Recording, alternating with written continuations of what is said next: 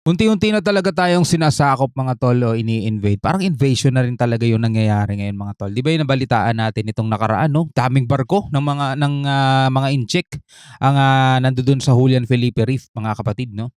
Tapos ang tactic ang ginagawa ng China ngayon is dini-divide niya 'yung opinyon ng mga tao. Merong mga nanonood sa atin mga tol na talaga namang ano 'no, anti do'n sa ginagawa ng China. Ulitin natin mga tol, hindi natin kailangan magalit sa kanilang lahi, 'di ba? Sa Chino in general mga tol. Pero doon sa ginagawa ng kanilang gobyerno na inaalisan tayo ng karapatan sa West Philippine Sea, yun ang hindi maganda mga tol. Sabihin natin hindi naman natin talaga teritoryo yun. Pero exclusive economic zone yun ng Pilipinas at inaalisan nila tayo ng karapatan. Mga tol, yun ang hindi maganda. Kasi imbis na tayo nakikinabang doon sa mga yamang dagat, imbis na tayo nakikinabang doon sa biyayang 'yon ng may kapal mga tol, ang gusto nila sila lang 'no. 'Yun ang hindi maganda doon.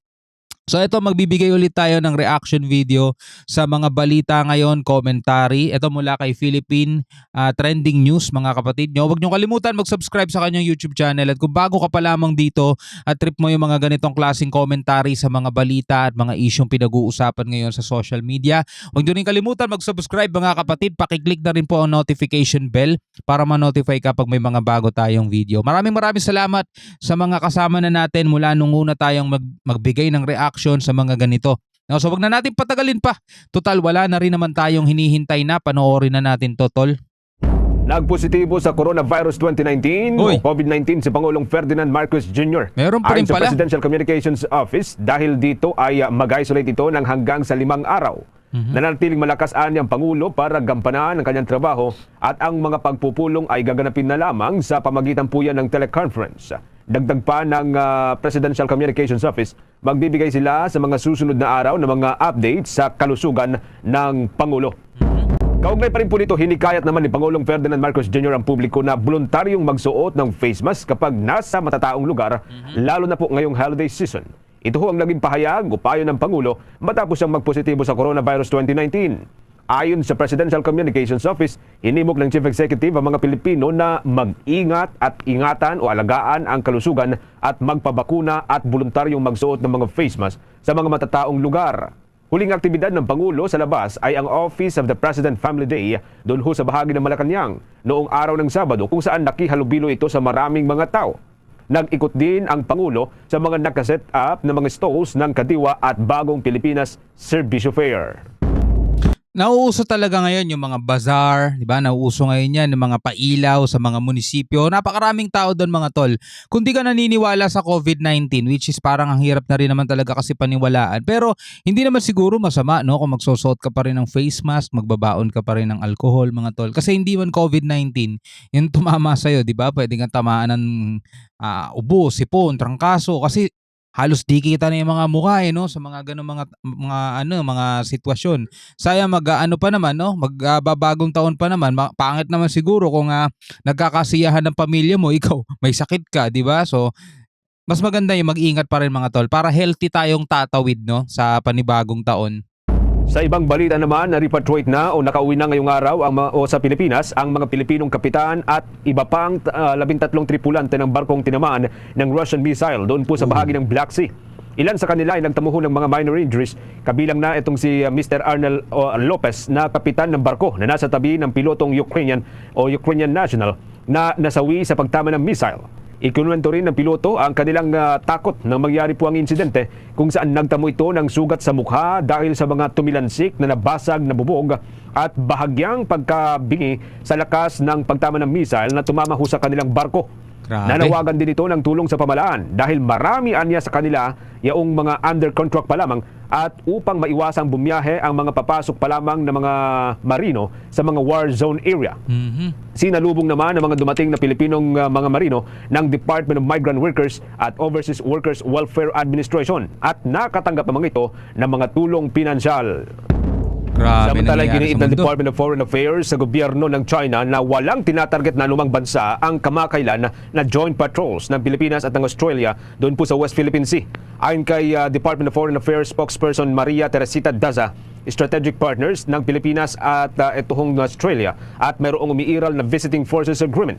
Sinabi rin o hindi na rin anya bago ang pinagsanib na puwersang maritime activity dahil isa na itong regular joint exercise sa pagitan ng Pilipinas at ng Australian Military Forces na layuning mapahusay pa ang interoperability ng dalawang bansa sa ilalim ng Defense Cooperation. Ginawa ng opisyal ang pahayag bilang tugon sa naging pahayag ng Chinese Ministry of National Defense. Maalala na nagsagawa ng joint maritime activity ang Armed Forces of the Philippines at ang Australian Defense Forces sa lupuyan ng Exclusive Economic Zone ng Pilipinas mula Nobyembre 25 hanggang Nobyembre 27. Iniulat din ng Armed Forces of the Philippines na inikutan ng dalawang Chinese fighter jets ang Philippine Air Force aircraft habang nagpapatrolya sa West Philippine Sea sa kasagsagan ng joint activity. Noong Huwebes, hindi naman itinanggi o kinumpirma ng Chinese Ministry of National Defense ang naturang ulat. Subalit sinabing ito ay isang malisyosong paratang lamang at nagbabalang mananatiling vigilante ang Chinese military at puprotektahan ang claims nito sa pinagtatalunang karagatan. Sinabi rin ng tagapagsalita ng Chinese Ministry of National Defense na si Wu Qian na hindi dapat targetin ng Defense at Security Cooperation sa pagitan ng mga bansa ang anumang third party at sirain ang kapayapaan at maging yaong estabilidad doon sa rehiyon at kanilaan niyang tinutulungan ang anumang aksyon na magdudulot ng konfrontasyon at pagpapalala ng tensyon. Doon pa rin po yan sa West Philippine Sea. Yan ang problema sa China mga tol, di ba? So yung sinasabi ko kanina sa intro natin, parang ini-invade na nila tayo mga tol. Sabihin na natin, hindi man natin talaga teritoryo kasi 12 nautical miles lang daw yung matatawag nating teritoryo. Pero yung doon sa 200 nautical miles na exclusive economic zone ng Pilipinas, meron kang sovereign rights doon. Meron kang karapatan, 'di ba? Doon sa mga nasasakop nung 200 nautical miles na yun. Lahat ang gusto ng China mga tol talagang as in mawala sa atin yung 200 nautical miles na yun eh. Dito lang tayo no sa 12 nautical miles natin. Umaalma sila kapag nagkakaroon tayo ng mga joint military patrol mga ganyan. 'Di ba? Feeling nila sila tina-target. Well, parang totoo rin naman talaga. Pero tingnan nyo yung ginagawa nila sa atin mga tol, 'di ba? Ang gusto nila parang sila lang yung pinagpala bukod dun sa siyempre, meron din silang 12 nautical miles at meron din silang 200 nautical miles. Pero ayaw nila yun, no? Ibinigyan na nga sila ng ganun. Gusto nila yung kabuuan. Gusto nila yung buong South China Sea. Yun ang mahirap kasi, di ba? Kasi unang-una naaapektuhan, syempre yung food source natin dyan, yung mga mangingisda natin dyan, yung mga lamang dagat, yung mga yamang dagat na pakikinabangan dapat ng mga Pilipino ng henerasyon ngayon at ng mga susunod pang henerasyon, yung mga minerals, yung mga langis na dapat minimina ng Pilipinas para mapaunlad natin yung ekonomiya natin. Total, nakapaloob naman sa exclusive economic zone eh. Para saan pa yung word na eksklusibo? Exclusive. Kung ayaw nila tayong umano diyan, 'di ba? Ang gulo nila eh, 'di ba? Pati yung mga joint military patrol natin, mga military exercises natin, inaalmahan nila yung pakikipagkaibigan natin sa ibang bansa. Ang feeling nila gumagawa tayo ng gulo. Nagpo-provoke tayo sa kanila. Tindi ng mga utak nito mga 'to, no? Kaya nga mga kutsero, even si Secretary Anyo nung last week nakita niya kung gaano karami ang Chinese ships na nakapalibot sa Pilipinas. Kaya nga gumawa siya ng nakita niya last week, panoorin natin itong balita. Pinagwawatak-watak daw ng China ang mga Pilipino sa gitna ng nagpapatuloy na gawa ng teritoryo sa West Philippine Sea. Mula yan kay National Security Advisor Eduardo Anyo na nakita mismo ang higit 20 barko ng China na umaaligid sa Pag-asa. Diyan lang nga sa Pag-asa Island. Online na balitang yan, Camille Samonte. Mismong si National Security Advisor Eduardo Anyo ang nakakita sa 19 na Chinese Maritime Militia vessel, isang China Coast Guard vessel at isang Chinese Navy warship 21 in total. sa ating karagatan. Natanaw ni Anyo ang mga barko ng China mula sa Pag-asa Island. Naroon ang Security Advisor para pangunahan ang inaugurasyon ng bagong himpilan ng Philippine Coast Guard. Sa gitna ng patuloy na tensyon sa West Philippine Sea, giit ni Anyo, may mga taktika ngayon ang China para magkawatak-watak tatak ang mga Pilipino. Totoo rin naman yan. Nakikita natin yan. Palalakasin daw ng Pilipinas ang ating puwersa sa pamamagitan ng bagong tayong gusali ng PCG sa Kalayaang Group of Islands. Dumalo rin kanina sa inaugurasyon si AFP Western Command Vice Admiral Abet Carlos at ilang kinatawan ng Department of Transportation, Department of Energy at National Task Force for the West Philippine Sea. Mayroon ding itinatayong seaport malapit sa isla. With our efforts here, ini-expect natin na magkakaroon ito ng impluensya at magkaroon ng pagbabago sa mga unruly, bullying, aggressive behavior ng particularly ng China sa ating mga fishermen, sa ating mga sailors at Coast Guard na nagpapatrol dito sa West Philippine Sea. Sa pamamagitan ng bagong Coast Guard Station, mas mapapaigting ang maritime operations ng PCG. Partikular ang Maritime Domain Awareness o ang pag-monitor sa karagatang sakop ng ating Exclusive Economic Zone o EEZ.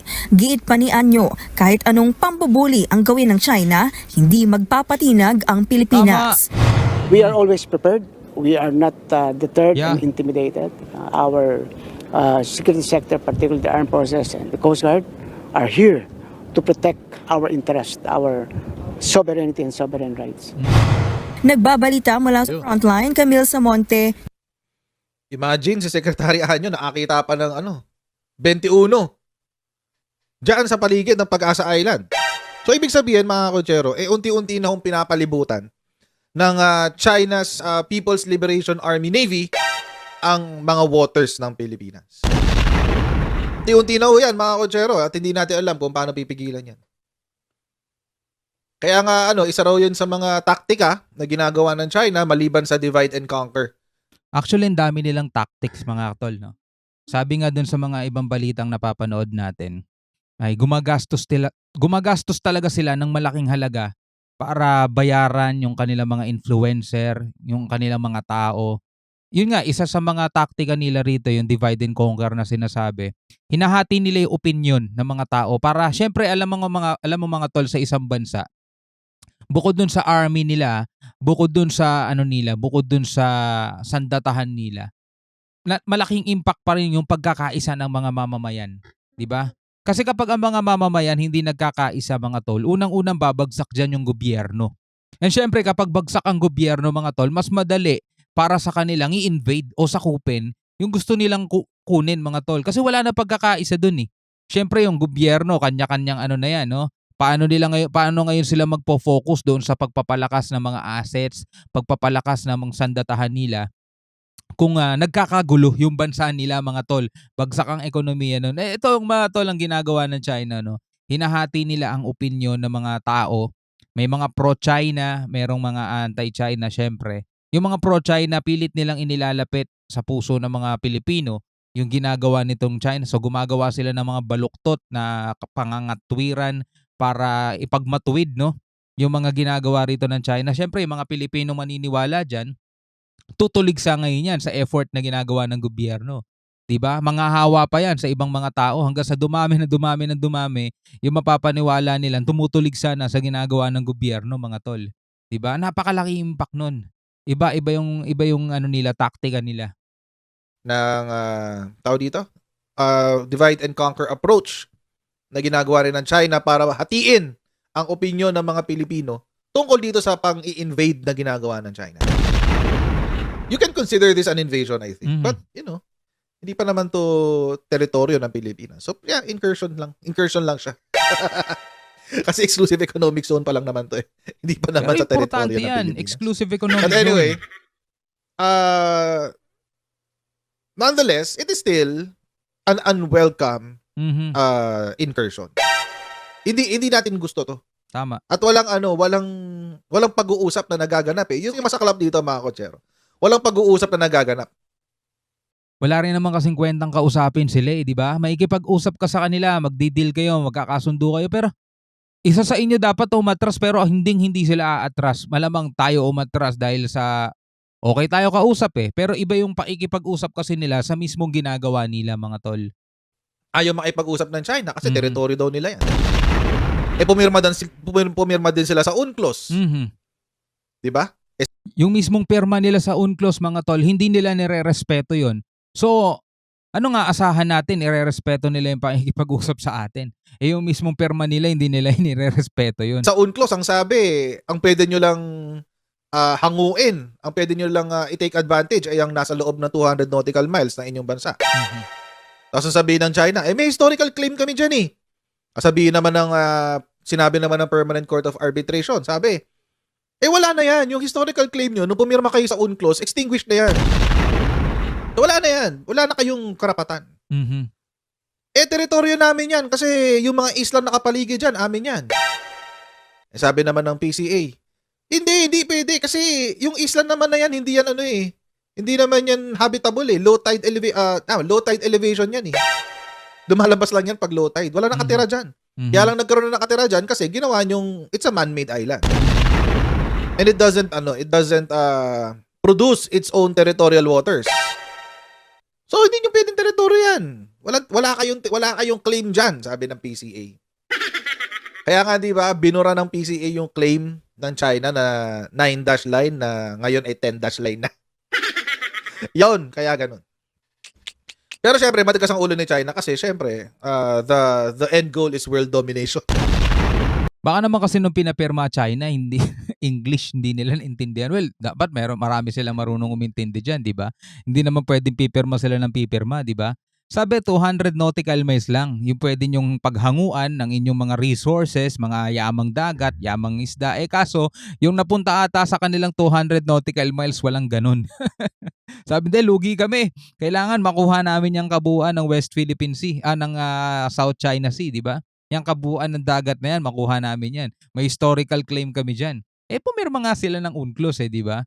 Hindi, ayaw namin respeto yung UNCLOS na yan. Ayaw namin respeto yung mismong pirma namin. Binabawi namin yan. Parang ganun ang ginagawa nila mga tol.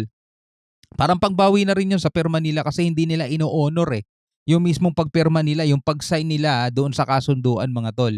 Diba? Biruin mo yung Scarborough, no? Scarborough Shoal na pinagmulan ng yung 2012 na standoff mga tol. Ang layo sa kanila doon is nasa 594 nautical miles. Biruin mo yung layo nun sa kanila, di ba? 594 nautical miles. Ano pa pinag-uusapan na exclusive economic zone mo?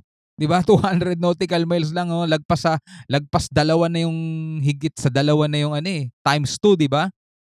Almost times 3 na nga kasi 594 Grabe. No? Pumirma sila sa UNCLOS, hindi nila ino-honor 'yun. So, yung mismong pirma nila, 'di ba? Kapag usapang legal, kailangan magkapirmahan kasi yan ang ituturing na legal talaga, 'di ba, sa batas? Ay hindi nga nila ino-honor yung pirma nila So what more mga tol, yung pagiging usapan lang, 'di ba? O mas mabuti hindi sila nakikipag-usap kasi wala rin namang kwenta yung pakikipag-usap nila Pero tayo, dinadaan kasi natin sa diplomatic, which is tama rin naman mga tol. Kasi ayaw natin maiuwi agad ito sa hindi maganda, no? Baka naman makuha pa kasi talaga sa usapan. At baka naman yung UNCLOS, di ba, na United Nation Convention on the Law of the Sea, di ba? Baka meron din naman kasi silang batas, yung International Court. Meron din naman sana silang batas at pagpapatupad o yung enforcement, 'di ba? 'Yun ang kulang Merong batas pero walang nagpapatupad. Di para saan lang din 'yun, no? Ikaw bilang isang Pilipino, mga kapatid, ano masasabi mo dito sa video yung napanood natin? Pwede ka mag-comment sa ibaba, pwede ka mag-iwan ng iyong opinion o saloobin o komentaryo, no? At basahin natin 'yan mga kapatid sa ating next video. Hanggang sa muli mga kapatid, ako nga pala si Shobal D. Peace out.